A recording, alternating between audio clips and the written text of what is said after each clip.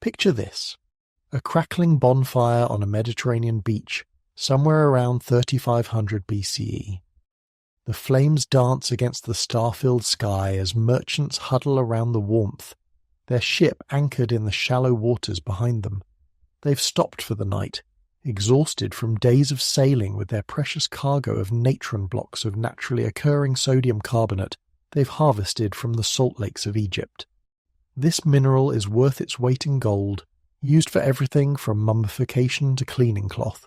But tonight, these tired traders have no idea they're about to witness something that will change human civilization forever. One of the merchants, a weathered Phoenician named Zakir, grows frustrated. The sand beneath their cooking pot keeps shifting, causing their evening meal to tip dangerously. In a moment of irritation, he grabs several blocks of natron from their cargo and wedges them around the pot as makeshift supports. The fire burns hotter as the night grows colder, and the men feed it continuously, piling driftwood higher and higher. They eat, they tell stories, they eventually fall asleep to the sound of waves lapping against the shore. When dawn breaks, Zakir rises first. He's always been an early riser, a habit formed from years of watching for pirates and storms. He stretches, walks toward the remnants of their fire, and freezes mid-step. Where the natron blocks had been, something impossible gleams in the morning light. It's not stone, it's not metal, it's something he's never seen before, smooth, translucent, catching the sunrise in a way that makes his breath catch in his throat. He reaches down, his calloused fingers trembling, and picks up a piece. It's warm, smooth as polished ivory, but he can see right through it. His mind races. What sorcery is this? But Zakir isn't just any merchant. He's a man who questions, who wonders, who experiments. While his companions pack up camp, he carefully wraps these strange fragments in cloth and tucks them away. He says nothing, not yet. The sea is unpredictable, and sailors are superstitious. If they think he's cursed, they might throw him overboard before asking questions. The journey home takes 3 weeks. Every night after his watch ends, Zakir unwraps the mysterious fragments and studies them by lamplight. He notices how light passes through them, differently than through water or thin cloth. He discovers that some pieces are clearer than others, and he begins to form a theory. The natron, the sand, the intense heat. Could it be repeated? Back in Sidon, his coastal hometown, Zakir becomes obsessed. His wife, Tamar, watches with growing concern as he spends their savings on clay, on building a special furnace, on bags of the finest sand he can find. Their neighbours whisper that the sea has finally driven him mad. But Tamar has known this man for 20 years. She's seen that look in his eyes before, the same fierce determination that once saved their ship from a storm when everyone else had given up hope. For months, Zakir fails. The furnace isn't hot enough. The mixture isn't right. The ratios are wrong. He burns through their savings, then starts selling possessions. His eldest son stops speaking to him. His friends avoid him in the marketplace, but each failure teaches him something new. He learns that the temperature must be precise, too cool, and nothing happens.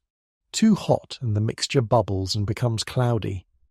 He discovers that the type of sand matters desperately. Sand from different beaches produces different results. He finds that wood from certain trees burns hotter than others. Then, on a night when Tamar is seriously considering taking their children to her sister's house, Zakir emerges from his workshop holding something that glows like captured moonlight. It's a small disc, perfectly smooth, almost perfectly clear. He can see his wife's shocked face through it, slightly distorted but unmistakable. For the first time in months he smiles. "I did it," he whispers, his voice hoarse from smoke and exhaustion. "I made it." But making glass once is not enough. Zakir needs to prove he can do it again and again. He needs to refine the process, to understand every variable. He spends another year perfecting his technique, learning to pour the molten mixture into shapes, discovering how to blow air through a tube to create hollow vessels. He cuts his hands countless times on sharp edges, burns himself on the furnace, inhales smoke that leaves him coughing for days. But slowly, methodically, he transforms from a lucky merchant into the world's first glassmaker. Word spreads cautiously at first. A local priest commissions a small vessel for holding sacred oils. When it doesn't leak, when it doesn't corrupt the contents, when it allows him to see exactly how much oil remains, others begin to take notice. A wealthy widow wants beads that catch the light like no gemstone can. A physician needs containers that won't absorb medicines or leave residues. Each request pushes Zakir to innovate further. The breakthrough comes when an Egyptian nobleman visits Sidon on diplomatic business. He sees Zakir's work and immediately grasps its significance. In Egypt, vessels for storing precious perfumes and oils are made from carved stone, expensive, heavy, and opaque. This glass is lighter, cheaper, and you can see the contents without opening them. The nobleman offers Zakir an enormous sum to come to Egypt and establish workshops there. Zakir refuses, not out of loyalty to Sidon, but because he realizes something profound. If he keeps this knowledge to himself, it dies with him. If he hoards it, it becomes a tool of the wealthy alone. Instead, he makes a decision that seems insane to everyone around him. He begins to teach. His first students are his own children, who've watched their father's obsession with a mixture of resentment and awe. Then come apprentices from the neighborhood boys whose families can't afford traditional crafts like metalworking or weaving. Zakir teaches them everything: how to read the color of the flames to know the temperature, how to mix sand and natron in exact proportions, how to add different minerals to create colors, how to shape molten glass before it cools. He makes them fail repeatedly, because he knows that failure is the greatest teacher. Within a decade, Sidon becomes known across the Mediterranean for its glass. But Zakir's students don't stay in one place. They travel, they trade, they establish their own workshops in distant cities, they marry into foreign families and teach their children. The knowledge spreads like ripples in water, each generation improving on the techniques, discovering new applications, pushing the boundaries of what's possible.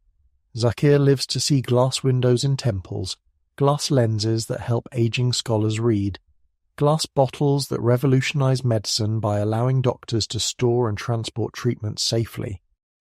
He watches glass beads become a form of currency.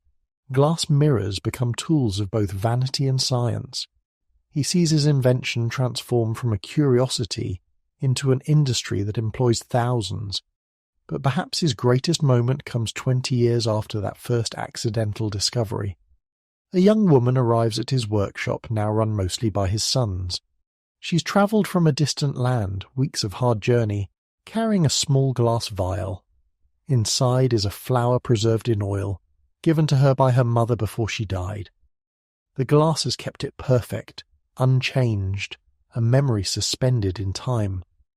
I wanted to thank the man who made this possible, she tells the elderly Zakir, tears streaming down her face. My mother has been gone for 5 years, but I can still see this flower she picked for me on my last birthday with her. Because of glass, I haven't lost everything. Zakir, now bent with age, his hands scarred from decades of burns and cuts, takes the vial carefully. Through the clear glass he can see the delicate petals still vibrant, and he understands, perhaps for the first time, the full scope of what that frustrated night on a beach had begun. He hadn't just discovered how to make a material. He'd given humanity a way to preserve, to see clearly, to contain and protect precious things. He'd given them transparency itself. The old glassmaker hands the vial back to the young woman with trembling fingers. Keep it safe, he tells her, and when you're ready, teach someone else what you know about preserving what matters. That's how knowledge survives, not by hoarding it, but by sharing it. 3 months later, Zakir dies peacefully in his sleep. His funeral is attended by hundreds of glassmakers from across the known world, merchants whose fortunes were built on glass trade, physicians who've saved lives using glass containers, artists who've created beauty with glass colours. They bury him on a hillside overlooking the sea, and on his grave they place a marker made entirely of glass-clear, perfect eternal. Today, over 5,000 years later, glass is so common we barely notice it. It's in our windows, our screens, our vehicles, our scientific instruments.